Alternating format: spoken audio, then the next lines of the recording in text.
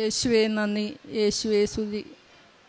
ഞാൻ വരുന്നത് പരിശുദ്ധ അമ്മയ്ക്കും നന്ദി സ്തുതിയും പറഞ്ഞുകൊണ്ട് ഞാൻ എൻ്റെ സാക്ഷ്യം തുടങ്ങുകയാണ്. എൻ്റെ പേര് ബിന്ദു. ഞാൻ വരുന്നത് കൊല്ലത്ത് നിന്നാണ്. ഞാൻ ഇവിടെ വരാനുണ്ടായ സാഹചര്യം, എൻ്റെ ചേച്ചി ഒരു പത്രം കൊണ്ടുവരികയും ഞാനത് വായിക്കുകയും ചെയ്തു. ഞാൻ വായിക്കുകയും ചെയ്തു. പക്ഷേ അത് ഞാൻ വായിച്ചു, നല്ലപോലെ വായിക്കുകയും ചെയ്തു. ചേച്ചി അത് കേട്ട് ഇവിടെ വന്ന് ഉടമ്പടി എടുക്കാമെന്നുള്ള ആഗ്രഹത്തോട് വരികയും ഞാനുമായിട്ട് ഇവിടെ വരികയും ചെയ്തു. പക്ഷേ ചേച്ചി ഉടമ്പടി എടുക്കാൻ പോകാനായിട്ട് വന്നത് ഒരുങ്ങിയായിരുന്നു. ഞാൻ പക്ഷേ അതിനുള്ള തയ്യാറെടുപ്പോടല്ല വന്നത്.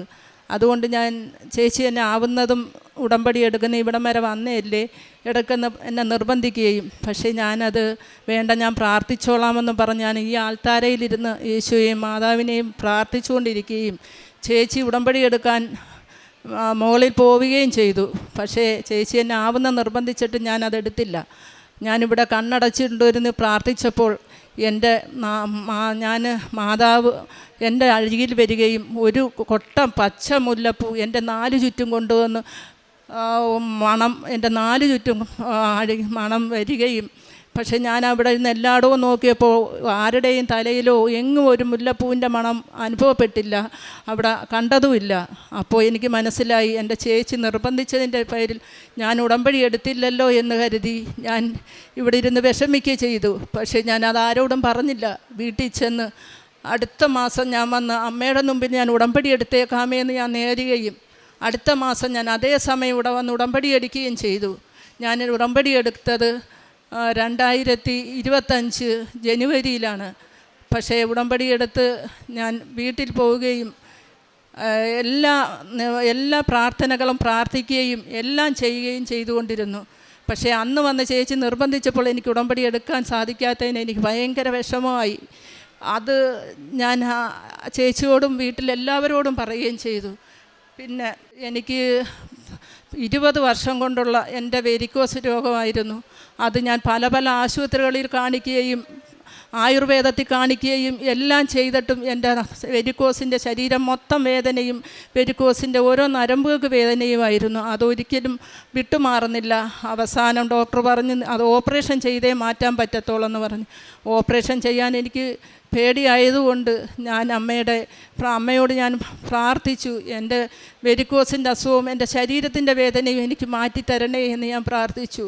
അമ്മയുടെ തൈലവും തേക്കുകയും ഉപ്പിട്ട് വെള്ളം കൊള്ളുകയും ദേഹത്ത് പിടിക്കുകയും ചെയ്തു. എൻ്റെ വെരിക്കോസിൻ്റെ അസുഖങ്ങൾ എൻ്റെ ശരീരത്തിൽ നിന്ന് നിശേഷം മാറുകയും എൻ്റെ ശരീരത്തിൽ ഇപ്പോൾ അങ്ങനെ ഒരു അസുഖമേ ഇല്ല. പക്ഷേ ഏത് ജോലിയും ഞാൻ എന്ത് ജോലി പറഞ്ഞാലും എനിക്കുണ്ടാവുന്ന എന്ത് ജോലി ഞാൻ ചെയ്യുന്നുണ്ട്. പിന്നെ എൻ്റെ രണ്ടാമത്തെ സാക്ഷി എന്ന് വെച്ചാൽ 10 വർഷം കൊണ്ട് ഞാൻ ഒരു സർക്കാർ സ്ഥാപനത്തിൽ ഡെയിലി വേജസായിട്ട് ജോലി ചെയ്യുകയായിരുന്നു. ഈ ഡെയിലി വേജ് എന്ന് വെച്ചാൽ 5 ദിവസം അങ്ങാണേ കാണൂ. എനിക്ക് 2 പെൺമക്കളാണ്. ഭർത്താവ് സെക്യൂരിറ്റി ആയിട്ട് പ്രൈവറ്റ് ആശുപത്രി പോവുകയാണ്. ദാരിദ്ര്യവും നിവർത്തികേടും കൊണ്ട് ഞങ്ങൾ പല സ്ഥലങ്ങളിൽ ഞാൻ ജോലിക്ക് അന്വേഷിച്ചു. പക്ഷേ ഈ 5 ജോലി കൊണ്ട് ഒന്നും നേടാൻ പറ്റാത്തത് കൊണ്ട് ഞാൻ എന്നെ ഉടമ്പടി എടുത്തതിന് ശേഷം ഞാൻ അമ്മയുടെ ഉടമ്പടിയിൽ ഞാൻ വെച്ച്, മാതാവേ എനിക്ക് ഈ ജോലി എങ്ങനെങ്കിലും ശരിയാക്കി തരണേ എന്ന് ഞാൻ പ്രാർത്ഥിച്ചു. പക്ഷേ ഞങ്ങൾ 38 പേരുള്ളതിൽ എൻ്റെ കഴിവ് കൊണ്ടല്ല, അമ്മയുടെ കൃപയാലാണ് ഞങ്ങളൊരു 12 പേരിൽ ഒരാളായിട്ട് എന്നെ തിരഞ്ഞെടുക്കാൻ പറ്റിയതും എനിക്ക് ആ ജോലി ഈ കഴിഞ്ഞ ആഴ്ചയിലാണ് ആ ജോലി കിട്ടിയത്.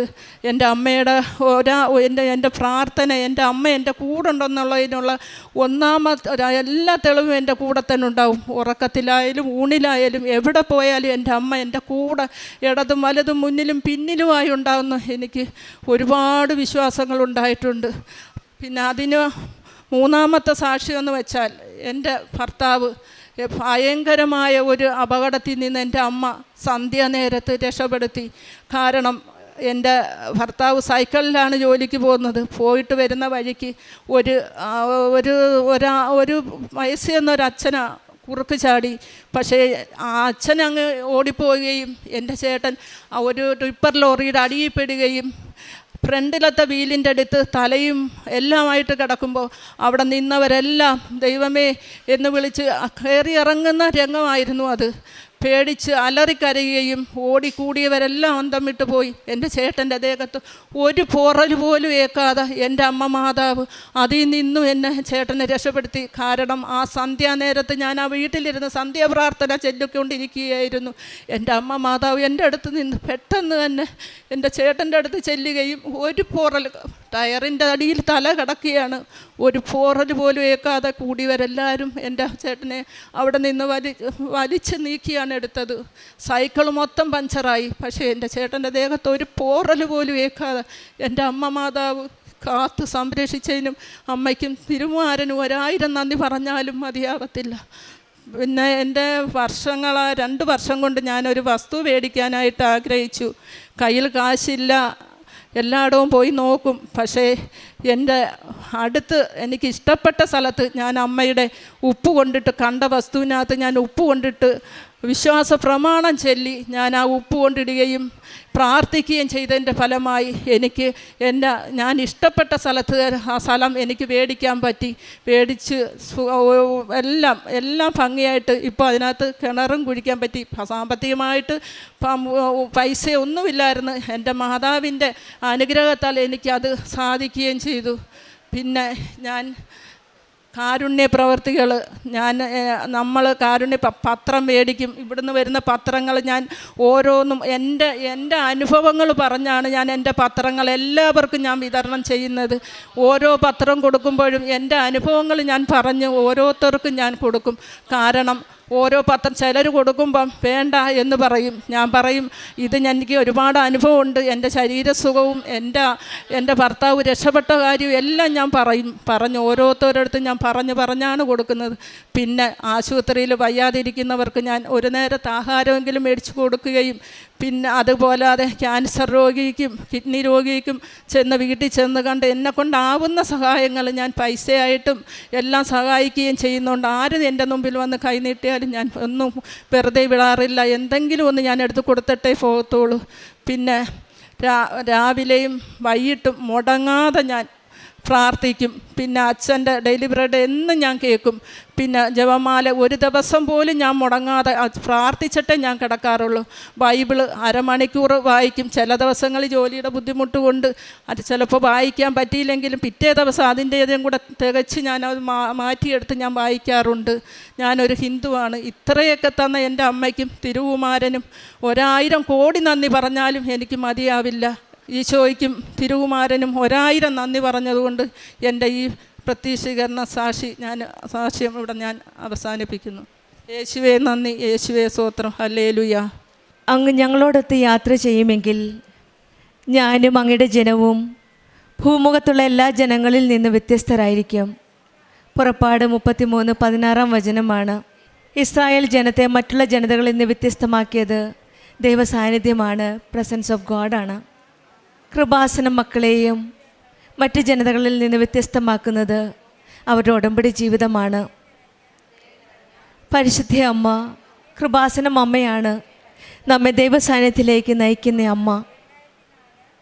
ഉടമ്പടി ഒരു തീരുമാന ജീവിതമാണ്. ദൈവമില്ലാത്ത തീരുമാനങ്ങൾ എടുക്കില്ല എന്നും ദൈവസാന്നിധ്യത്തിൽ ജീവിക്കുമെന്നുമുള്ളതാണ് ഒരു ആത്മീയ പ്രതിജ്ഞയാണ് ഉടമ്പടി ജീവിതം. ഉടമ്പടിയിൽ കൂടെ ഒരു ഐഡൻറ്റിറ്റിയാണ്, ഒരു തിരിച്ചറിയലാണ് നമുക്ക് ലഭിക്കുന്നത്. ഇസ്രായേൽ ജനത്തെ വേർതിരിച്ചറിഞ്ഞത് ദൈവസാന്നിധ്യത്തിൽ കൂടിയാണ്. മരിയൻ ഉടമ്പടിയിൽ ഞാൻ ദൈവത്തിൻ്റെതാണ് എന്ന് ഒരു തിരിച്ചറിവിലാണ്. ബിന്ദു എന്ന മകളും ആ മകളുടെ സാക്ഷ്യവും ദൈവജനം ഉടമ്പടി ജീവിതം നയിക്കുന്ന മക്കളുടെ ജീവിതത്തിലെ ഒരു തിരിച്ചറിവാണ്. എല്ലാ മക്കളിൽ നിന്നും വ്യത്യസ്തരാക്കുന്നത് അവരുടെ ജീവിത രീതികളാണ്. ഉടമ്പടി ജീവിതം നയിക്കുന്ന മക്കൾ ഓരോരുത്തരും ദൈവ സാന്നിധ്യമാണ് അവരുടെ ജീവിതത്തിൽ മനസ്സിലാക്കുന്നതും ദൈവത്തിൻ്റെ സംരക്ഷണവും സാന്നിധ്യവും കാരുണ്യവും സ്നേഹവുമാണ് ഓരോ ദിവസവും ഉടമ്പടി ജീവിതം നയിക്കുന്ന മക്കളുടെ ദൈവാനുഭവത്തിൽ നമ്മൾ ഇവിടെ സാക്ഷ്യം കേൾക്കുന്നത്. ദൈവ സാന്നിധ്യം നമ്മുടെ ജീവിതത്തിൻ്റെ അടിസ്ഥാനമാകട്ടെ. ഈ മകൾ പറഞ്ഞ സാക്ഷ്യത്തിൽ നിന്നും നമുക്ക് മനസ്സിലാകുന്നത്, ഈ മകൾ ആദ്യമായിട്ട് ഇവിടെ വന്നപ്പോൾ ഉടമ്പടിയെപ്പറ്റി അധികം അറിവില്ലായിരുന്നു. പക്ഷെങ്കിൽ ചേച്ചി ഉടമ്പടി എടുക്കാൻ നിർബന്ധിച്ചപ്പോഴും ഈ മകൾ താല്പര്യമില്ലാതെ അമ്മയുടെ സന്നിധിയിൽ നിന്ന് പ്രാർത്ഥിക്കുകയായിരുന്നു. അപ്പോഴാണ് പരിശുദ്ധ അമ്മ തന്നെ ഈ മകളുടെ അടുത്തേക്ക് ചെല്ലുകയായിരുന്നു. സുഗന്ധാഭിഷേകത്തിൻ്റെ ആ മാതാവിൻ്റെ ഒരു പ്രസൻസാണ് ഇവിടെ. ആദ്യമായിട്ട് തന്നെ ഈ മകൾക്ക് കൊട്ടയിൽ നിറച്ച ഒരു മുല്ലപ്പൂവിൻ്റെ മണമാണ്. അതാണ് സുഗന്ധാഭിഷേകം. പരിശുദ്ധ അമ്മയുടെ സാന്നിധ്യം, അമ്മയുടെ പ്രസൻസാണ് ഈ മകൾക്ക് ഉടമ്പടി ജീവിതത്തിലേക്കുള്ള ആദ്യത്തെ പടി. അങ്ങനെയാണ് പിന്നീട് ഈ മകൾക്ക് ആ അനുഭവത്തിൽ നിന്ന് പിന്നീടുള്ള ഒരു വലിയൊരു ആഗ്രഹമാണ് ഉടമ്പടി എടുക്കണമെന്നുള്ളത്. പിറ്റേ മാസം തന്നെ ഈ മകൾ തന്നെ ഇവിടെ വന്ന് ഉടമ്പടി എടുക്കുകയായിരുന്നു. 20 വർഷമുണ്ടായിരുന്ന വെരിക്കോസിൻ്റെ അസുഖമായിരുന്നു. പല ട്രീറ്റ്മെൻറ്റും ചെയ്തു, സർജറി വരെ പ്രിസ്ക്രൈബ് ചെയ്തു. പക്ഷെങ്കിൽ ഉടമ്പടി എടുത്തതിന് ശേഷം ഉടമ്പടി വസ്തുക്കൾ വിശ്വാസ പ്രമാണം ചൊല്ലി ഉപയോഗിച്ചതിൻ്റെ ഫലമായിട്ട് ആ രോഗം പൂർണ്ണമായിട്ട് സൗഖ്യപ്പെടുകയായിരുന്നു. 10 വർഷത്തോളം ഈ മകൾ ഒരു സർക്കാർ സ്ഥാപനത്തിൽ ഡെയിലി വേജറായിട്ടാണ് ജോലി ചെയ്തിരുന്നത്. പലപ്പോഴും ആഗ്രഹിച്ചൊരു നല്ല ഒരു പെർമനൻറ്റ് ജോലിക്ക് വേണ്ടിയിട്ട് ആ മകൾ പ്രാർത്ഥിച്ചത് ഉടമ്പടി എടുത്തതിന് ശേഷം ഉടമ്പടി നിയോഗമായിട്ട് സമർപ്പിച്ചത് ഒരു പെർമനൻറ്റ് ജോബിന് വേണ്ടിയിട്ടാണ്. സമയച്ചുരുക്കത്തിൻ്റെ അമ്മ ഈ മകളുടെ പ്രാർത്ഥന കേട്ടു. 10 വർഷം പ്രാർത്ഥിച്ചിരുന്നു. പക്ഷെങ്കിൽ ഉടമ്പടി എടുത്തതിന് ശേഷം ഈ മകളുടെ ജീവിതത്തിൽ ഒരു വലിയൊരു മാറ്റമാണ്. Not by merit but by grace എന്നാണ് ഈ മകൾ പറഞ്ഞത്. കാരണം 38 പേരുണ്ടായിരുന്നു, അവരിൽ 12 പേരെയാണ് സെലക്ട് ചെയ്തത്. അതെൻ്റെ മെറിറ്റ് കാരണമല്ല, ദൈവത്തിൻ്റെ ഒരു കൃപ കാരണമെന്നാണ് അക്രൈസ്തവരായ ഈ മകളുടെ സാക്ഷ്യത്തിൽ നിന്ന് ഇവരെ വ്യത്യസ്തരാക്കുന്ന, മറ്റ് ജനതകളിൽ നിന്ന് വ്യത്യസ്തരാക്കുന്നത് ആ ദൈവിക വിശ്വാസമാണ്. ഉടമ്പടി എടുത്ത ഉടനടി ഇവരുടെ ജീവിതത്തിൽ ദൈവത്തിൻ്റെ സാന്നിധ്യവും അനുഗ്രഹവും ലഭിക്കണമെങ്കിൽ അത്രമാത്രം ദൈവത്തെ സ്നേഹിച്ചിരിക്കുന്നുണ്ട്. അമ്മയോടും ഈശോയോടും ചേർന്ന് നിന്നപ്പോഴാണ് ഇതെൻ്റെ ഗ്രേസ്, ഇതെൻ്റെ മെറിറ്റല്ല, ദൈവത്തിൻ്റെ ഒരു കൃപയാണ് എന്ന് ഈ മകൾ സാക്ഷ്യപ്പെടുത്തുന്നത്. സമയച്ചുരുക്കത്തിൻ്റെ അമ്മ ഈ മകളുടെ ജീവിതത്തിൽ ഇടപെട്ട് 10 വർഷം കിട്ടാതിരുന്ന ഒരു ജോലി, സർക്കാർ ജോലി, ഗവൺമെൻറ് ജോലി തന്നെയാണ് ഉടമ്പടി എടുത്ത ഉടനെ ഈ മകൾക്ക് പെർമനൻ്റ് ആയിട്ടുള്ള ഒരു ജോലി നൽകി ദൈവം അനുഗ്രഹിച്ചത്. ഒരു സ്ഥലം വാങ്ങാനായിട്ട് 2 വർഷത്തോളം നോക്കി നടന്നു. ഉടമ്പടി എടുത്തതിന് ശേഷം ഇഷ്ടപ്പെട്ട ഒരു സ്ഥലത്ത് ഇവിടെ നിന്ന് ലഭിച്ച നേർച്ച വസ്തുക്കളായി ഉടമ്പടി ഉപ്പാണ് ഇട്ട് പ്രാർത്ഥിച്ചത്.